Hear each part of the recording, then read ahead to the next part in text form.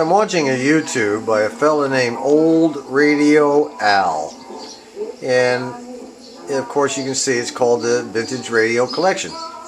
He's got some, he only has a handful of videos that he's uploaded, but I'll tell you what, this Vintage Radio Collection by Old Radio Al, this is really nice. He's got a nice collection. He's from Missouri, and he contacted me on YouTube about another issue, and I decided I'd check out his videos, and this is what we got here. He's got some nice stuff there. I'll tell you what, Al, I guess that's your first name, Al. Nice stuff, nice radios, and a really nice video too. I like that background music. That's cool.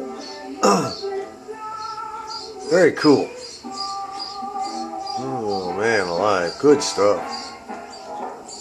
Well, as you can see, the old breadboard's all empty now. All the work it took to put all that stuff on there, and all the hours and hours of testing and experimenting, and finally it's all gone. It's totally gone. Anyway,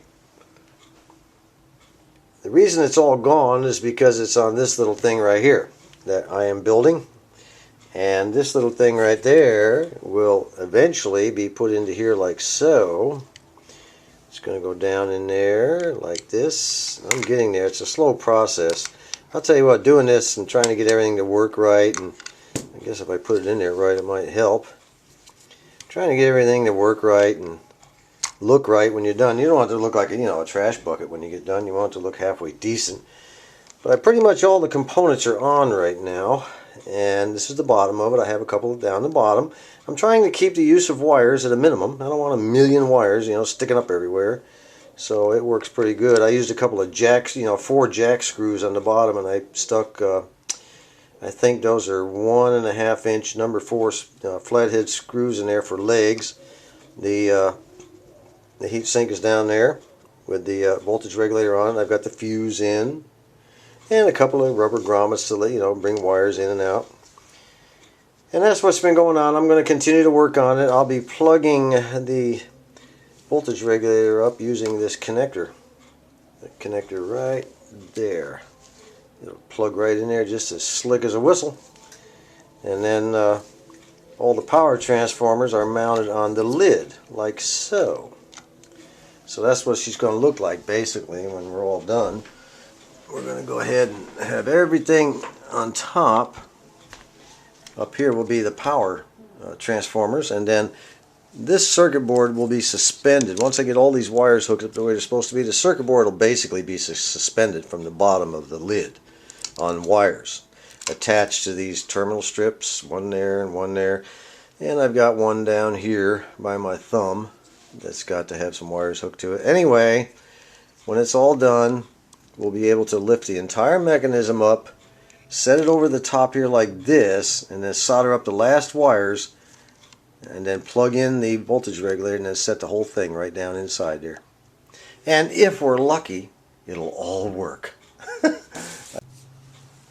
I've got a set of cables I made. I bought a set of connectors and removed the pins, resoldered the pins to different colored wires so they match up on both sides, of male and female. And one of these, I'm not sure, probably the shorter one. The shorter one will come out of the power supply, out of this big old heavy thick grommet. I bought some really big heavy ones. I wanted some really strong stuff. Anyway, it'll come out after I hook up the wires inside where they're supposed to go. This will stick out of the power supply. And the other one will come down out of the radio chassis. And then they will plug together. And that way we'll be able to remove the power supply at a later date without having to remove the chassis also. So that's what's been going on. I just wanted to give you a quick update. The reason being is I have to kind of stop work on it for a few days. The wife wants a new floor put in her bathroom. Alright, well the wife's going to get a new floor put in her bathroom, which means the sink's got to come out, the commode's got to come out, the top layer of wood's got to be stripped off, all that jazz, And we're going to get that done. Hopefully I can get it done this weekend, which means I'll get no work done on this.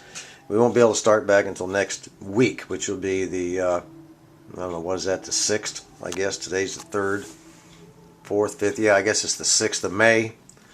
And we'll start back on this. I don't expect to have this done for a few more days. because I'm going to go nice and slow. I may want to make a change or two, but so far she's looking pretty good. Yeah, when you build one of these, you do it your way. There's no set pattern. You kind of move things around and kind of look at it, and after you get it all soldered together, and even then you say, God, I shouldn't have done that this way. Well, it's too late. Most of the time you don't want to be ripping the board back up unless you're some kind of fanatic. Just work around it. That's all. Do it as you see fit. I knew that the two capacitors had a resistor in the middle, so that was easy enough to mount up and solder up. And then I knew the Zener diode was off the side of the one is in parallel with the one electrolytic, so that was easy to hook up. And that's all you got to do, stuff like that. Kind of visualize it. And I have the top portion of the B plus. The top B plus portion here, and the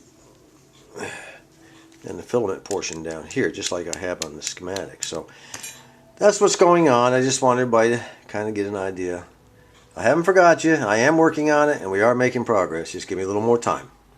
Until next time, have a good weekend, guys. This is John.